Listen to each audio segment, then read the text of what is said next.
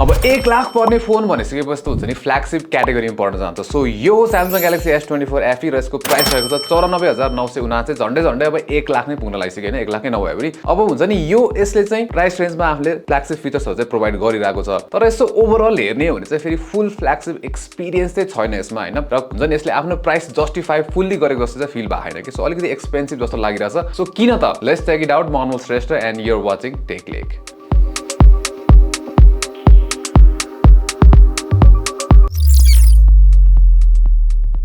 So फर्स्टमा यसमा हामीले एकदम दामी कुरा पाउने भनेको चाहिँ जुन S24 सिरिजमा चाहिँ हुन्छ नि S24 प्लसहरुमा जुन हामीले AI फिचर्सहरु पाउँथ्यौं त्यो यसमा पनि छ। So circle to search, live translate, त्यसै कम्पोजर र नोट असिस्ट यस्तो सबै AI फिचर्सहरु यसमा पाउँछौं जुन चाहिँ दामी नै हो। त्यसैगरी अर्को राम्रो कुरा भनेको चाहिँ यसमा चाहिँ हामीले Android 14 out the box 1 year 6.1 त भइहाल्यो तर दामी चाहिँ के छ 7 वर्षको चाहिँ OS अपग्रेड जुन चाहिँ हामीले Samsungको फ्ल्यागशिप फोन्सहरुमा चाहिँ पाउँछौं त्यो चाहिँ यसमा पनि दिएको छ के। सो 7 वर्ष भनेको चाहिँ अति नै दामी सपोर्ट हो हैन। तर अब यो चाहिँ बवाल कुराहरु भइहाल्यो तर अब यसमा बवाल नभएको कुरा त के छ लेट्स चेक इट आउट।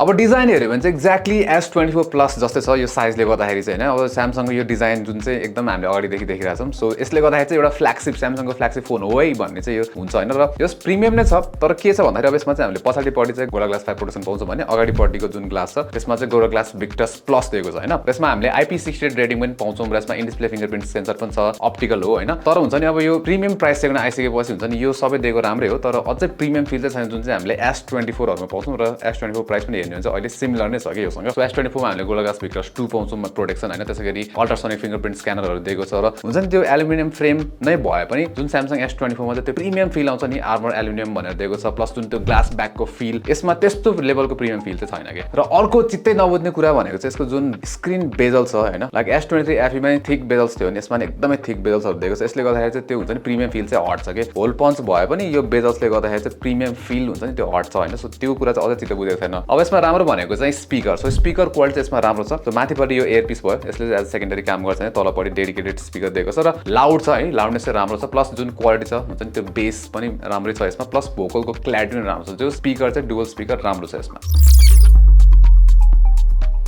अब यसमा डिस्प्ले चाहिँ हामीले नयाँ पाउँछौं। सो S23 FE मा कम्पेयर गर्ने हो भने यो नयाँ 6.7 इन्चको चाहिँ डायनामिक एमोलेड 2X भनेर दिएको छ हैन। र एक्चुअली डिस्प्ले चाहिँ राम्रै छ हैन। हेर्यो भने यसको जुन कलर्स कन्ट्रास्टहरु राम्रो छ 1080p हो 120 Hz रिफ्रेश रेट पनि छ र H10 प्लस सपोर्ट पनि छ जुन चाहिँ सिमिलर टु S23 FE। र यसमा ब्राइटनेस हेर्ने हो भने चाहिँ यसमा हामीले 1900 निट्सको पिक ब्राइटनेस पाउँछौं जुन चाहिँ S24 लेभलकै हो हैन। तर अब यसमा के छ भन्दाखेरि नि यो चाहिँ नन LTPO डिस्प्ले हो के। सो अब फ्ल्यागशिप झन्डै फ्ल्यागशिप लेभलको प्राइसमा आइसकेपछि चाहिँ LTPO प्यानल हाल्दिएको भए चाहिँ धेरै राम्रो हुन्थ्यो। सो यसमा चाहिँ 120 Hz रिफ्रेश रेटको जुन सपोर्ट छ नि त्यसमा चाहिँ कि अब 60 Hz अप्सन पाउँछौं कि अटोमा पाउँछौं र अटोमा चाहिँ 120 Hz देखि 60 Hz बीचमा चाहिँ अब रिफ्रेश रेट हुन्छ नि घट्ने बढ्ने भइहाल्यो। तर यसमा हुन्छ नि यो LTPO प्यानल नभएको कारणले गर्दाखेरि जुन त्यो S24 हरुमा प्रिमियम फिल आउँछ नि डिस्प्लेको त्यो चाहिँ यसमा छैन।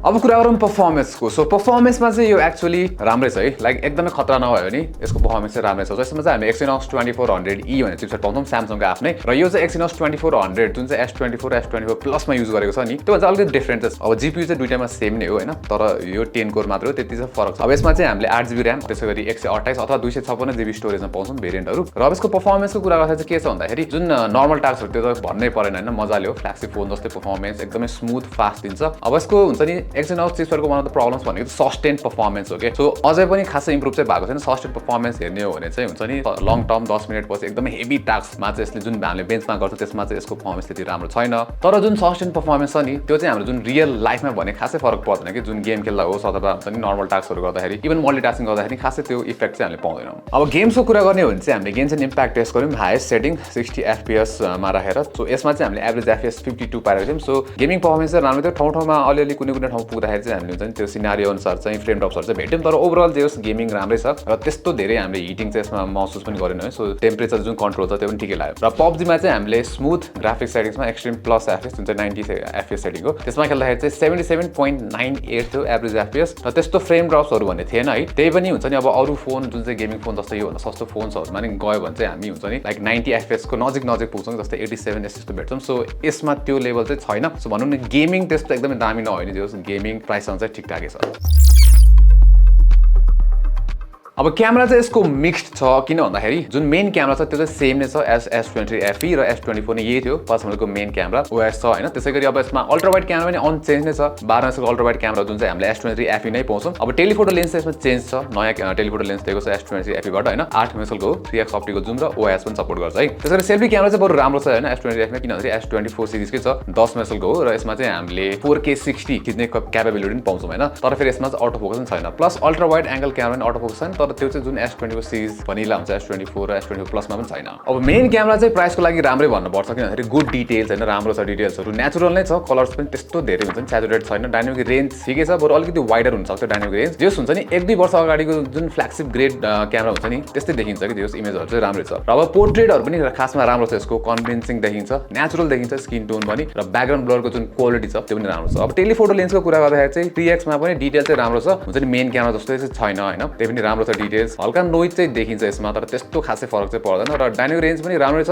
र कन्ट्रास्ट पनि राम्रो छ एक्चुअली। अब अल्ट्रा वाइडको क्यामेरा कुरा गर्ने हो भने चाहिँ यो एकदमै वाइड देखिन्छ है 12 मेगापिक्सलको अल्ट्रा वाइड क्यामेरा फिसा इफेक्ट पनि देखिन्छ त्यसले गर्दाखेरि र एजमा चाहिँ अलि सफ्ट देखिन्छ तर मिनिमल नै छ सफ्टनेस तर ओभरअल 12 मेगापिक्सलको क्यामेरा खासै त्यस्तो दामी चाहिँ छैन फर द प्राइस। अब सेल्फी क्यामेरा चाहिँ बरु डिसेन्ट छ है लाइक राम्रो छ सेल्फी क्यामेरा अटो फोकस नभएको चाहिँ एउटा यसको one of the down side हो है तर जुन हुन्छ नि फेसमा शार्पनेस राम्रो छ कलर र स्किन टोन पनि राम्रो नै देखिन्छ सो जो सेल्फी क्यामेरा चाहिँ राम्रो छ प्लस 4K 60 भिडियो पनि खिच्न मिल्छ। अब लो लाइटमा पनि सलिड नै छ डिटेल्स राम्रो छ है कन्ट्रास्ट पनि राम्रो हुन्छ र डायनामिक रेन्ज पनि राम्रो छ नाइट टाइमको लागि। अब अलि नोइजी चाहिँ छ जे फोटोजहरु मेन क्यामेराबाट तर ओभरअल राम्रै छ प्लस तपाईले डेडिकेटेड नाइट मोड युज गर्नुभयो भने चाहिँ यसमा हुन्छ नि फोटोजहरु चाहिँ अझै शार्पर आउँछ के सो जे यसमा चाहिँ नाइट मोड अन गरेर खिच्दाखेरि चाहिँ हामीले बेटर रिजल्ट्सहरु पाउँछौँ। सो अब S24 FE मा भिडियोमा नि एउटा कुरा दामी चाहिँ के छ भन्दाखेरि 8K खिच्न सक्छ यसले हैन सो अब 8K खासै त्यस्तो प्र्याक्टिकल छैन सो 8K को बारे खासै कुरा चाहिँ नगरौँ तर अर्को नाइस चेन्ज भनेको चाहिँ S24 FE ले चाहिँ अब 4K 120 FPS पनि सपोर्ट गर्छ। अब 4K 120 FPS चाहिँ हामीले स्लो मोसनमा पाउँछौँ हैन सो जस राम्रो रिजल्ट्सहरु पाउँछौँ स्लो मोसनमा 4K भएको कारणले गर्दा शार्प देखिन्छ। अब 4K 60 भिडियोजहरु पनि जुन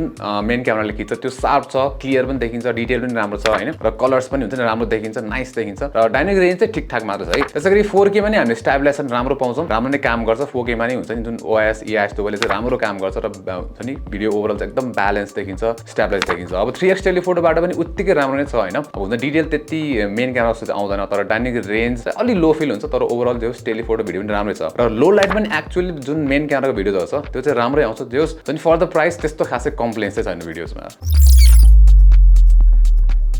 अब अर्को चेन्ज भनेको चाहिँ यसमा ब्याट्री सो यसमा चाहिँ हामीले 4700 mAh को ब्याट्री पाउँछौँ जुन चाहिँ S23 FE मा चाहिँ 4500 mAh थियो है सो त्यो अपग्रेड भइहाल्यो सो S24 प्लस मा जुन ब्याट्री छ त्यो भन्दा चाहिँ कम नै हो त्यही पनि जस ब्याट्री लाइफ चाहिँ यसको राम्रै छैन मजाले चाहिँ हामीले एक दिन भन्दा बेसी चलाउन सक्छौँ र यसमा फास्ट चार्जिङ चाहिँ 25 वाट फास्ट चार्जिङ सो यो चाहिँ ठिकै हो स्यामसङको अरू फोन्सहरु पनि हामीले खासै त्यस्तो धेरै पाउँदैनौँ फ्ल्यागशिपहरुमा चाहिँ 45 वाट छ अनि यो 25 वाट यसमा ठिकै हो हैन प्लस 15 वाटको वायरलेस चार्जिङ सपोर्ट गर्छ र चार्जिङ स्पिड हेर्ने हो भने चाहिँ 100% त्यस्तै 70 मिनेट्स जस्तोमा चाहिँ कम्प्लिट हुन्छ।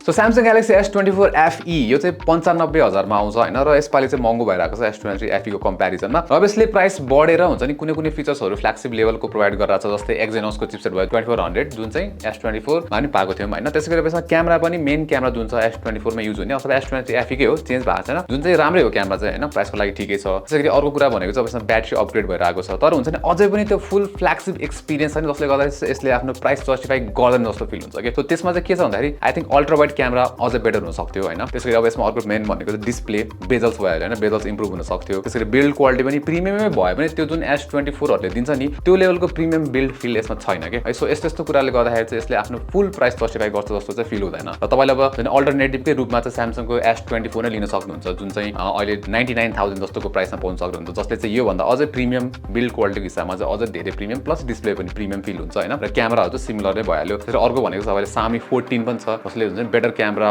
प्रोवाइड गर्छ जस्तै Snapdragon 8 Gen 3 प्रोवाइड गरिरहेको छ सो S24 FE राम्रै भए पनि यो फोन चाहिँ एक्सपेन्सिभ छ। TechLekh